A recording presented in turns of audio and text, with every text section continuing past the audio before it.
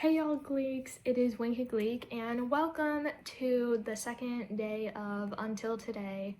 I am so excited to introduce the second chapter finally to you guys, and let's just get into the video. Alright, second chapter, chapter 2, Lawrence, I like you a lot. I was finally in New York City, 1776. I studied relentlessly and wrote ferociously. Sorry, I can't do this. Furiously. I became smarter than I ever thought I could be. I aced all my classes and was living my best life.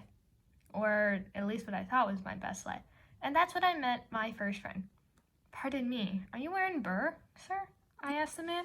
He looked at me funny. That depends. Who's asking? Burr replied.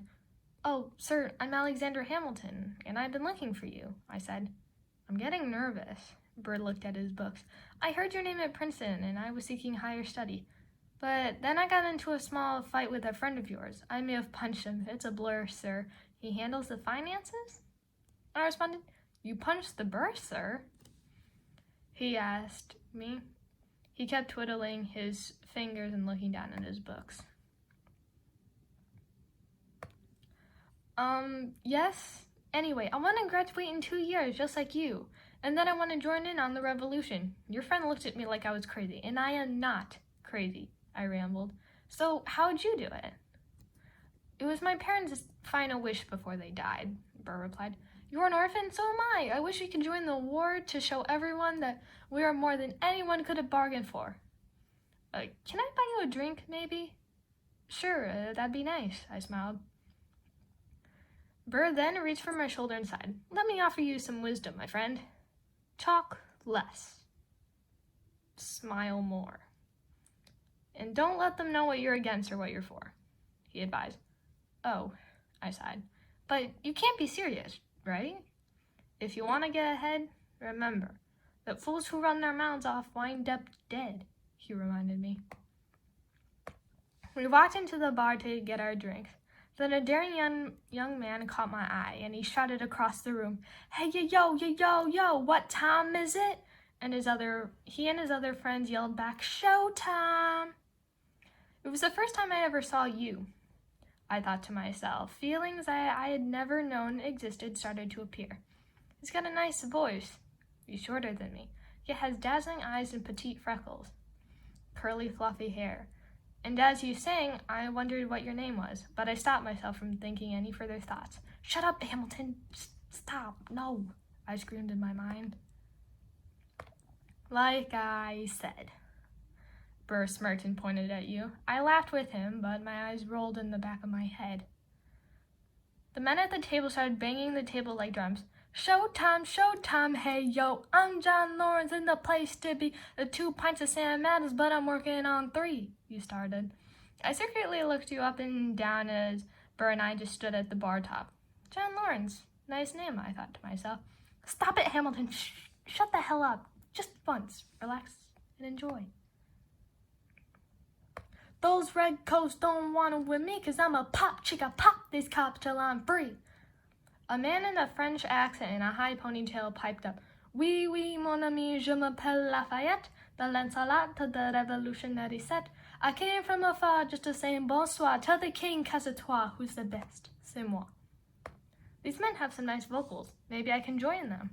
I walked a little closer to get a better view of you guys, and the African muscle man spoke up. Brah, I am Hercules Mulligan, up in it, loving it. Yes, I heard your mother say, come again. Lock up your daughters and horses. You know it's hard to have intercourse over 4 sets of corsets. Lafayette stopped his dancing in the corner and looked at Mulligan with a, what the hell did you just say? Lauren's perspective. I piped up in astonishment of what Mulligan just said. Whoa, no more sex. Pull me another brew, son. Let's raise a couple more. All of us sang, to the revolution! I glanced over to see Aaron Burr and a handsome young man over at the bar. It was you. I walked over to you and Burr and invited you over to our table in the corner. Well, if it ain't the prodigy of Princeton College, I said. Aaron Burr? Mulligan responded, "Give us a verse, drop some knowledge," I offered to Burr as I took a sip of my drink. Burr waited for a second. "You also quiet. I noticed you looking at me, but we continue with our song. Good luck with that. You taking a stand, you spit, I'm a sit. We'll see where we land." "But the revolution's imminent. What do you stall for?" I questioned Burr. You quickly walked towards us and blurted, "If you stand for nothing, Burr, what do you fall for?" We all look at you. "Who do you think you are, some poet off the streets?" Who are you? Who are you? Who are you? Who's this kid? What's he gonna do?" we inquired. I look over at Burr, then to you, the quiet one, who then asserted yourself into the narrative. You sat your drink down at our table. "I am not throwing away my shot.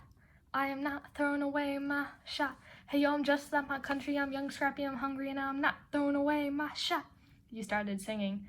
"I'ma get a scholarship to King's College. I probably shouldn't brag, but dad got me astonished. The problem is I got a lot of brains but no polish. I gotta holler just to be heard with every word. I drop knowledge." I glanced at you many times throughout your speech. I looked you up and down. We bobbed our heads to your song as you walked closer every time you spoke. Now I could clearly see your face, a groomed goatee and slicked back midnight hair, a tall stature and darling brown eyes.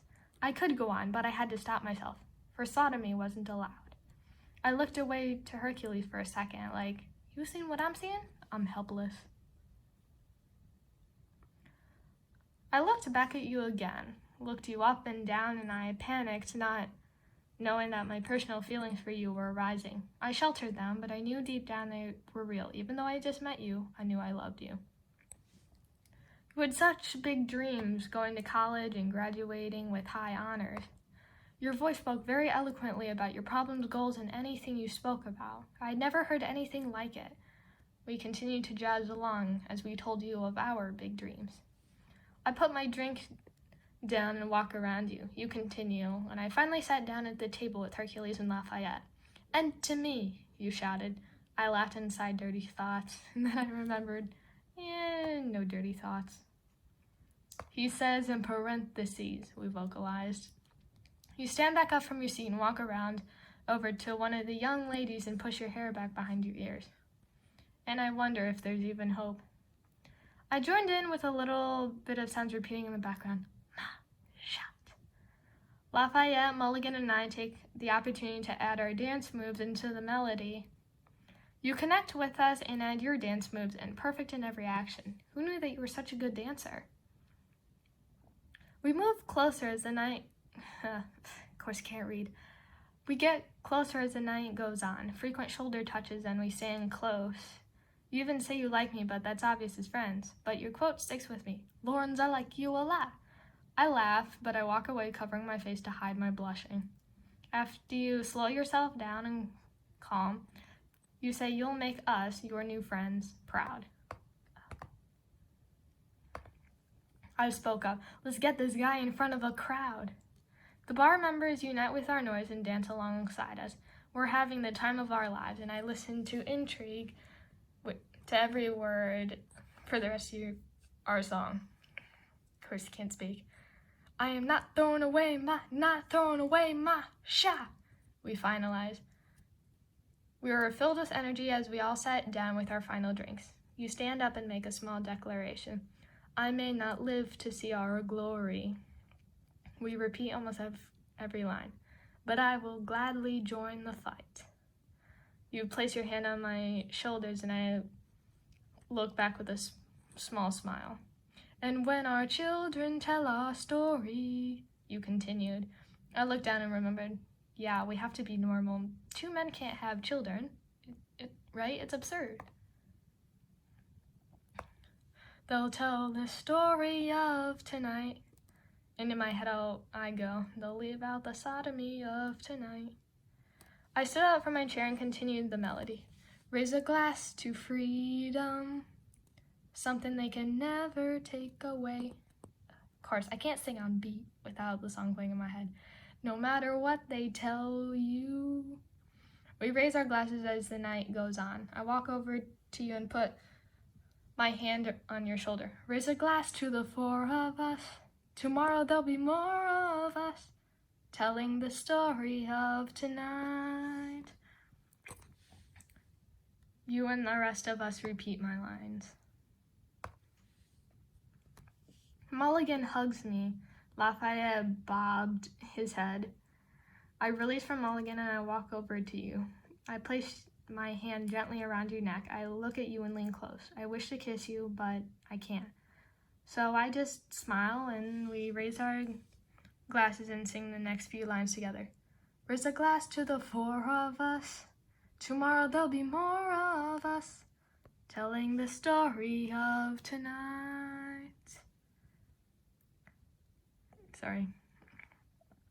You place your hand on my shoulder. I do the same with our arms crossed on each other's backs as we walk out tonight. I still have to cover up my true feelings, for the world wasn't ready. I wasn't. I have to throw away this shot. Until today. Thank you for joining me with this audiobook session on Chapter 2 of the Hamilton fan fiction. The next chapter will be uploaded tomorrow at 9 a.m. sharp, and we're going to just keep on doing that until we get to where I have ended currently, because again, it's not finished. So thank you for coming. Please sure to subscribe and comment down below and stuff like that. And I will see you guys tomorrow. Bye!